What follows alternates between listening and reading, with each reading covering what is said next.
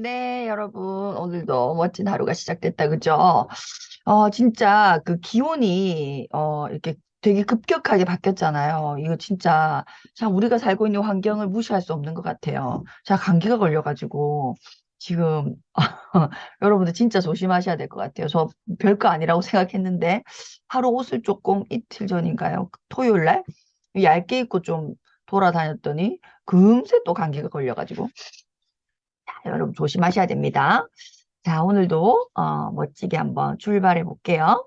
224페이지 가족 사명서예요. 가족 사명서.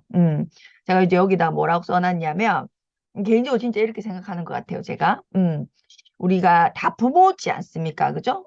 부모가 자녀에게 주는 최고의 선물. 이게 이제 가족 사명서라고 제가 개인적으로 진짜 생각하는 거예요. 그러니까 그냥 가족 사명서를 쓰는 것 자체가 우리 아이들에게 굉장히 중요한 선물이다라기보다는 그런 문화를 예를 들어서 우리 아이들끼리 있어요. 그럼 아이들끼리 이런 문화를 만들기 쉽다, 어렵다? 어렵죠. 된다, 안 된다? 안 되죠. 아이들끼리 있다면. 자기들끼리 형제 애가 아무리 좋다 하더라도 이런 거를 만들어내기는 사실상 어렵지 않습니까? 현실적으로. 그러니까 부모의 역할이라는 거예요. 부모의 역할 중에 하나가 우리의 자녀가 계속해서 형제애, 남매애, 뭐 이렇게 있죠. 자매애를 가지고 나이가 들어도 우리의 자녀가 내 나이쯤 되어도 그 마음을 가질 수 있게 하는 거. 그거를 부모가 어릴 때 혹은 아직 부모의 영향력이 미칠 때 그런 문화를 만들어 주는 거. 이게 부모가 자녀에게 주는 굉장히 저는 큰 선물이라는 생각이 제가 이제 들더라고요. 잘 알 수가 없죠. 굉장히 이제 지금 우리의 자녀들은 굉장히 다양하지 않습니까?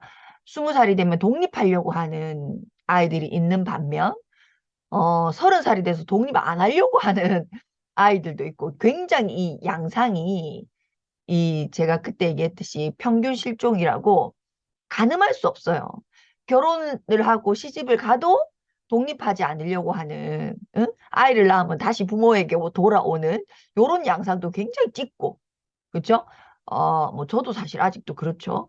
그렇고 또 이제 갓 20살밖에 되지 않았는데 원룸을 구해서 독립하려고 하는 애들, 그냥 자기 의사대로 한번 살아보려고 하는 욕구도 굉장히 강합니다. 그리고 또 결혼이라는 그 정년기가 혹은 비혼, 난 결혼 안 할래 라는 생각도 굉장히 짙기 때문에 예를 들어 결혼하지 않는 상태에서 30살이 넘어가면 또 당연히 독립한다고 생각하는 아이들도 제가 이제 주변에 보면 거의 요런 시기예요. 정말. 그래서 굉장히 이게 이제 사이즈가 굉장히 다양해진 거죠. 그러면 아직 부모의 영향력 아래 있을 때 첫째는 비혼주의야. 예를 들어. 그렇죠? 둘째는 또 결혼했는데 독립 안 하려고 하는 애야. 그렇죠? 셋째는 20살밖에 안 됐는데 수능 치더니 바로 독립하려고 해. 이런 세 명의 자녀가 있는 부모라고 생각해 보세요. 그렇죠? 그러면 부모가 이런 가족 사명이라고 하는 뭐 6개월에 한 번이든 1년에 한 번이든 날짜를 정해 놓고 이걸 그러니까 만들고 업데이트 해 나가는 문화를 만들어 놓았다면 걔들은 각자의 개성은 굉장히 뛰어나고 존중받되 함께 있기도 하는 거죠. 그렇죠.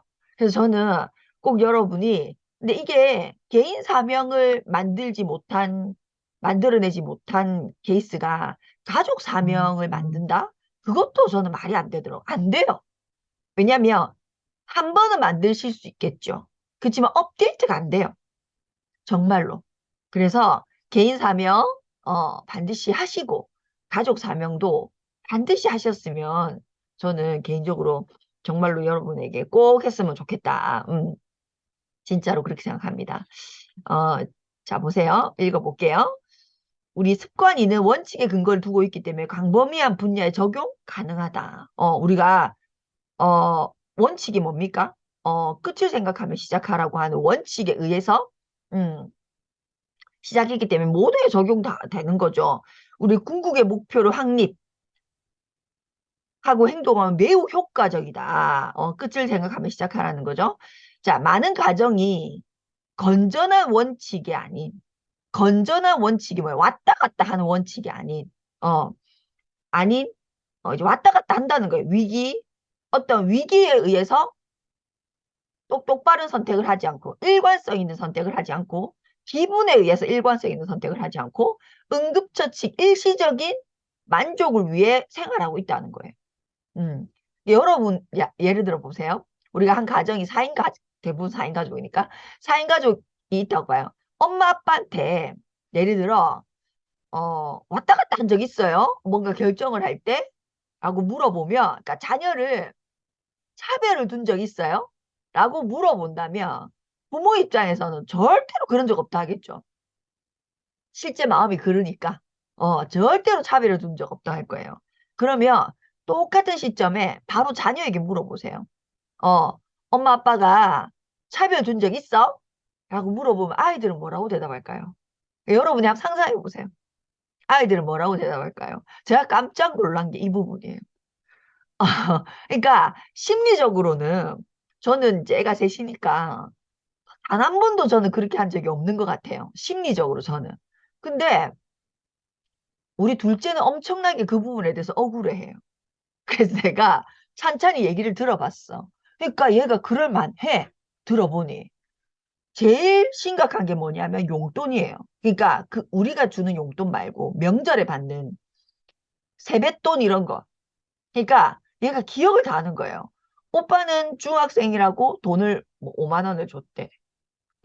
근데 지는 그때 초등학생이라고 10,000원을 줬다는 거예요. 근데 소명이는 또 초등학생이니까 뭐 5천 원을 줬대. 그거는 이제 애가 기억을 하는 거예요. 그럼 자기는 자기가 중학생이 되면 5만 원을 받아야 되잖아요. 자기가 중학생이 되면. 그런데 또 엄마는 둘째라고. 그러니까 어떤 때는 이 기준, 어떤 때는 그러니까 오빠 기준, 오빠가 3만 원 받았어. 그럼 얘는 둘째니까 니는 또 10,000원 받아라 이렇게 되는 거예요. 이해되시죠? 그래서 제가 조목조목 따지는데 할 말이 없더라고요. 그러니까 명절 때마다 그때그때 준 거예요, 그냥. 어떨 때는 큰애한테 10만 원을 줬어. 그러면 큰애에 비례해서 둘째 주고 둘째 비례해서 셋째 준 거예요. 근데 말은 오빠는 중학생이니까 니는 초등학생이니까 이렇게 하고 준 거야. 그러니까 얘는 그걸 기억을 다 하고 있는 거예요. 그래서 제가 깜짝 놀랐거든요. 자기는 너무 억울하다는 거지. 여러분 그렇습니까? 안 그렇습니까? 잘 생각해 보면 그래요. 근데 뭐 저 같은 경우 우리 딸이 따져서 제가 인지를 정확하게 하게 됐지만 그런 일이 많다 적다? 굉장히 많겠죠. 넌 이걸 잘하니까 이걸 해. 뭐 이런 식. 오빠는 그걸 못하니까 냅둬. 이런 것도 제가 많이 했다는 거죠. 그래서 제가 굉장히 그런 걸 안 하려고 그러니까 집안일도 똑같이 시키려고 엄청 애를 쓰거든요. 근데도 그렇다 안 그렇다 안 그런 그러니까 막내는 할 줄 몰라서 안 시키고 오빠는 뭐 심하니까 안 시키고 둘째만 제가 뭘 많이 시킨 거예요. 그 또 얘가 잘해. 그러니까 더 시키고 시키는 게 마음이 편하고 언뜻 떠오르는 게 둘째고 예를 들어서 뭐 밥을 챙겨 먹어야 돼 자기들끼리 그럼 막내한테 전화해갖고 이거 뭐 되겠나 싶어요. 그러니까 전화를 아예 안 해 막내한테는. 첫째한테는 그냥 굶겠지. 뭐 심하니까 그냥 굶어요. 그러니까 전화를 또 안 해. 그 둘째한테 전화해가지고 제가 뭐시랑 여기 반찬 있고 저기 밥 있고 그러니까 또 시작이다 이러는 거지 우리 둘째는. 여러분 우리가 감정적으로는 부모로서 절대로 그런 적이 없지만 반드시 아이들한테 물어봐야 됩니다. 어때? 이렇게. 어때? 차별을 느낀 적 있어? 없어? 물어봐야 돼요. 그러니까 우리가 다 이렇다는 거예요. 어떤 상황, 기분, 그러니까 응급처치식의 어떤 일시적인 어떤 그 순간을 넘길 수 있는 어떤 선택을 하는 경우가 굉장히 많다. 원칙에 의한 선택을 하는 것이 아니라 그런 것이 축적이 되면 어떻게 된다? 어, 집안에 스트레스, 어려운 일이 생길 때마다 가족들은 여러 가지 징후를 보인다는 거예요. 냉소적이거나 비판적이게 된다. 말을 하지 않거나 과민 반응을 보이기도 한다. 뭐 이런 거예요. 여러분, 요런 거 좀 슬픈 얘기지만 우리가 이미 제 나이 때, 그러니까 4, 50대 정도 되는 제 친구들이나 이렇게 지인들 얘기를 들어보면 가족인데 안 보고 사는 집이 생각보다 많습니다. 가족인데 나 뭐 고모네는 안 봐, 뭐 삼촌네는 안 봐, 뭐 우리 큰 집은 안 봐, 뭐 이런 얘기를 명절 때 어디 가나 나 시댁이랑 안 봐. 옥수로 많습니다. 생각보다. 저는 처음에는 어머 그럴 수 있지. 뭐 그럴 수 있지 않아요? 뭐 되게 속상한 일이 있을 수 있고 뭐 그럴 수 있지. 근데 제가 어디서 저는 엄청 등골이 오싹하냐면 제가 예를 들어 시댁을 안 봐. 그건 너무 이해가 돼요. 뭐 그럴 수 있겠지. 그럴 만한 일이 있겠지. 근데 내 자식이 자기들끼리 안 보고 산다고 생각해봐요. 내가 죽고 나서겠지. 왜냐하면 내 자식이 내 나이대 정도 됐을 때 그러니까 우리가 너무 내가 너무 어릴 때는 저도 그런 얘기를 들어본 적이 없거든요. 근데 이 나이 되니까 그런 얘기들이 많아요. 이제 무슨 얘기를 하다 보면 특히 명절 얘기 나오면 그냥 식구들끼리만 명절을 보내는 4인 식구들끼리만 명절을 보내는 집이 생각보다 많단 말입니다. 여러 가지 뭐 걸로 그래 어디 안 가 이러면 우리는 식구들끼리 보내 이런 얘기 저는 사실은 굉장히 많이 듣거든요. 근데 그건 이해가 되잖아요. 어떨 때 편해 보이기도 해. 근데 입장이 내가 죽고 나서 내 아이들이 자기들끼리 안 보고 산다고 생각해봐요. 그거는 생각하고 싶지 않잖아요. 뭐 그렇지 않아요, 여러분도? 그죠? 그래서 제가 이 가족 사명서의 이 문화를 만들어주는 것이 굉장히 중요하겠구나. 굉장히. 왜냐면 자꾸자꾸 외로운 세상이잖아요. 자꾸자꾸 발달할수록 자꾸자꾸 개인의 선택이 늘어나고 개인의 자유가 존중될수록 사실은 정말로 자유함을 느끼면서 사는 사람들도 분명히 있겠지만 사실은 소외되고 외로운 사람들이 더 많아지거든요. 정말 자기가 독립성이 있고 어 자유를 이 세상이 주는 자유를 다 느끼면서 사는 사람도 분명히 있겠죠. 그치만 적응하지 못하고 자유스러운데 자유롭지 못한 그러니까 소외돼 버리는 거죠. 음. 그런 경우도 저는 굉장히 많다고 생각합니다. 그래서 가족이라고 하는 가장 기본 단위는 반드시 지켜줘야 한다. 반드시. 그걸 지금 우리가 문화로서 만들어주지 않으면 어려울 수 있다. 어려울 수 있다. 그 남자 형제들만 있는 경우는 더 할 수 있습니다. 진짜 커갈수록 20살이 넘어가면 제가 그 어떤 인터뷰를 봤는데 손석구 씨 있죠. 손석구 영화 배우죠. 손석구 씨 무슨 뭐 짤이 이렇게 막 유튜브에 돌더라고요. 근데 제가 뭐 그 사람이 연기를 굉장히 잘한다고 생각해서 저는 이제 무슨 짤인가를 봤더니 남자 형제 2명인가 봐요. 근데 어릴 때부터 집이 대전이래. 그러니까 남자 형제 둘이가 서울에서 같이 이제 원룸에서 산 거죠. 그래서 이제 유재석이 이렇게 인터뷰를 해요. 어떻게 잘 이렇게 형제 시간 우애는 좋습니까? 라고 하니까 이렇게 얘기하더니 자기들끼리 합의를 봤대. 합의를 봤대. 무슨 합의를 봤냐면 나갈 때 인사는 하자. 이렇게 합의를 봤다는 거예요. 그러니까 같은 집에 있어도 말 한마디 안 한다는 거죠. 말 한마디. 남자 형제들끼리 그럴 수 있잖아요. 그죠? 말 한마디 안 한대요. 그래서 이건 좀 아니다 싶어서 나갈 때 인사 정도는 하자. 그래서 자기가 먼저 실천했대요. 나 나간다. 그리고 자기 나간대요.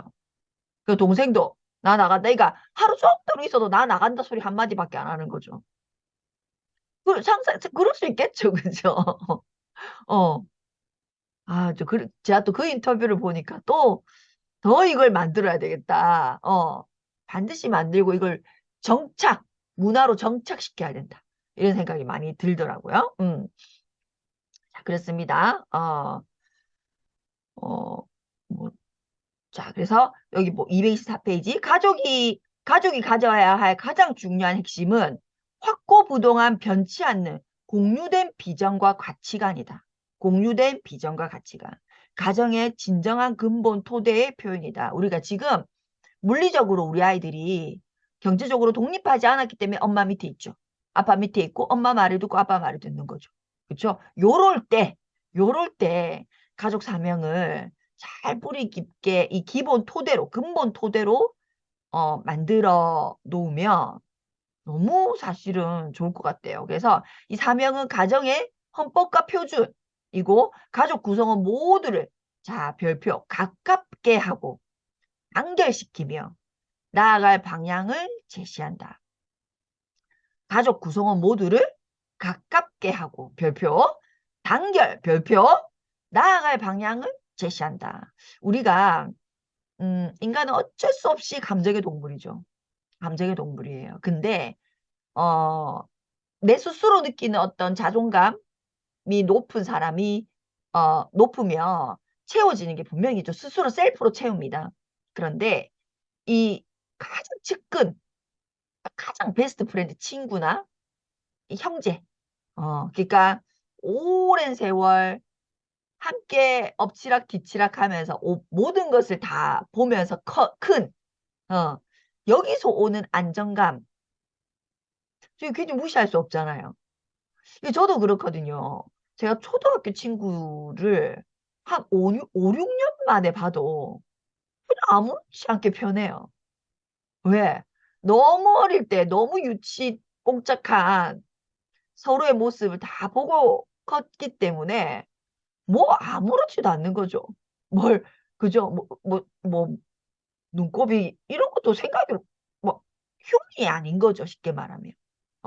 근데 사회에서 만난 친구들은 너무 좋으신 분들이지만 그래도 내가 좀 갖춰야 되는 이런 게 뭐 저는 그게 엄청 낮은 사람이긴 해요. 그래서 제가 화장하다고 막 잘 돌아다니잖아요. 그죠? 아무 생각이 없어요. 그런 거요. 그렇긴 하지만 조금 그래도 다르죠. 그쵸? 그러니까 그 진짜 10년 지기, 20년 지기, 30년 지기 친구 베스트 프렌드가 이제는 형제, 가족인 세상이지 않나? 뭐 이런 생각도 저는 좀 들더라고요. 그래서 그들을 통해서 그냥 그들과 함께하는 것만으로도 방향 제시가 명확한 느껴지는 알게 되는 이거구나라고 내가 이제 느낌이 오는 이런 걸 얘기하는 거예요. 자 여기 보시면 굉장히 중요한 말이 있어요. 과정은 결과만큼이나 중요하다.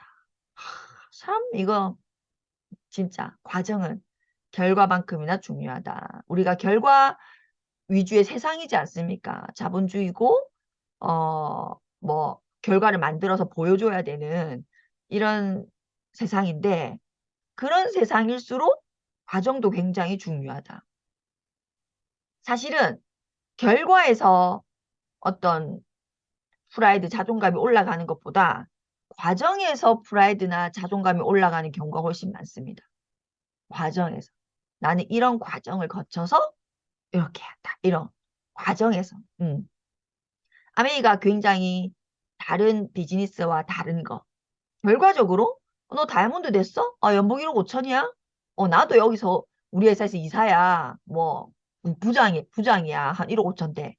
결과는 수입이라고 하는 결과는 A나 B나 동일하죠. 그렇지만 그 안에 있는 과정은 완전히 다르다. 완전히 다른 거죠. 완전히. 자, 사명서를 함께 쓰고 다듬는 과정 자체가 가족을 개선시키는 중요한 열쇠. 과정 자체가 개선이다. 그러니까 결과가 너무 훌륭한 사명서를 짠하고 만들어내서, 좋은 게 아니라, 가족이 함께 모여서, 이런 얘기, 저런 얘기, 네 의견, 내 의견, 나는 이렇게 생각, 이런 것들이 뒤엉키는 그 자체가 이미, 열쇠란 거예요. 그래서, 어, 가족 간에 중요한 것이 무엇인지를 대화를 나누고 상의하는 거. 우리 가족 간에 중요한 것이 무엇인지를 생각해 본 적 있으세요? 우리 가족에게 뭐가 제일 중요할까? 우리 가족에게. 그러니까 이게 상충되면 안 돼요. 예를 들어, 우리 집은 각각 5인 식구잖아요? 그러니까 나의 사명, 남편의 사명, 아이들 1, 2, 3에 대한 사명이 있어. 개인의 사명. 그 개인의 사명이 가장 큰 헌법이고 그 헌법 안에 가족 사명이 있는 거예요. 가족 사명이. 그쵸? 그래서 독립된 나로서 그 독립된 내가 함께 어우러져 있는 5명이 어우러져 있는 사회죠. 쉽게 얘기하면. 이 사회에 가장 중요한 건 무엇인가를 각자가 얘기를 나누는. 그러니까 가족 사명을 먼저 시작함으로써 개인 사명으로 연결될 수도 있습니다.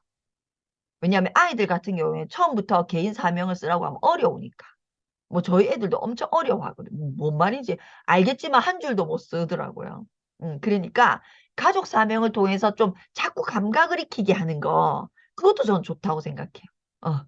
뭐 저도 사명이 저기 뭐 그저 아메 사업 시작하고 난 이후에 그것도 한참 있다가 생겼는데, 우리 아이들이 세상에 나가는 한 20살 정도의 개인의 사명을 스스로 만들 수 있다면 저는 뭐 성공이라고 보거든요.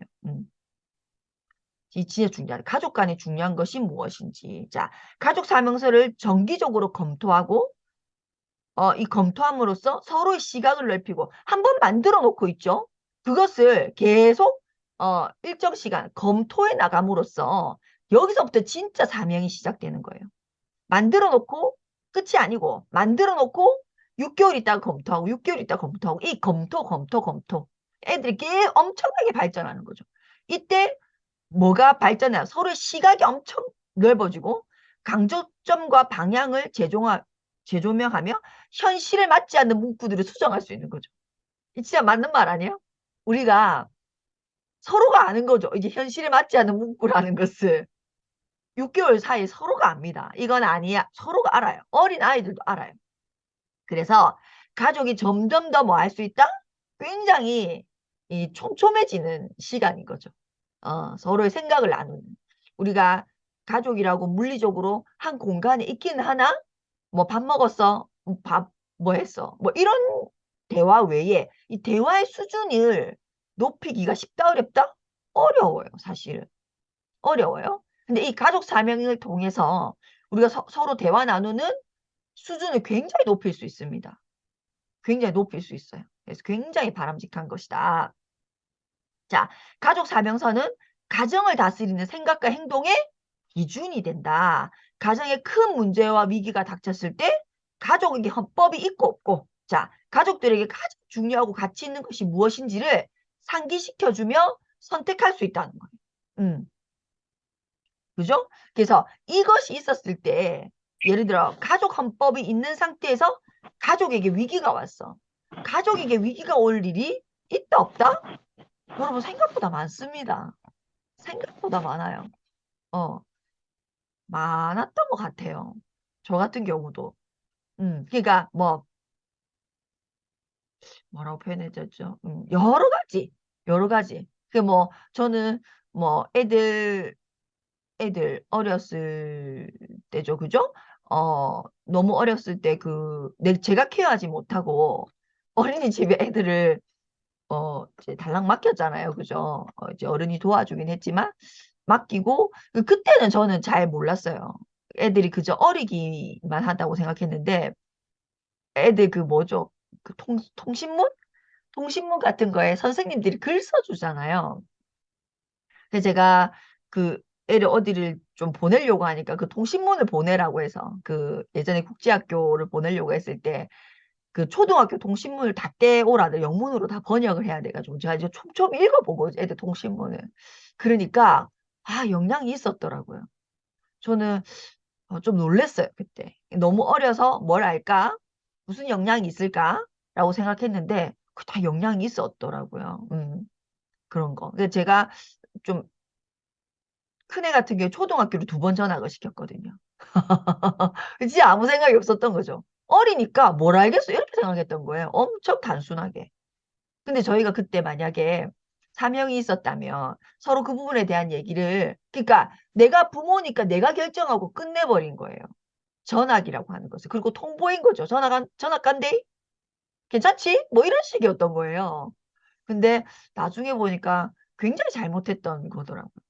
충분한 시간을 가지고 이렇게 했어야 했는데. 뭐 그런 것도 있고, 뭐 얘기를 해놓고 지키지 못한 어떤 일들, 그죠? 경제적인 거죠. 그런 일들도 당연히 애들 어렸을 때 많았죠.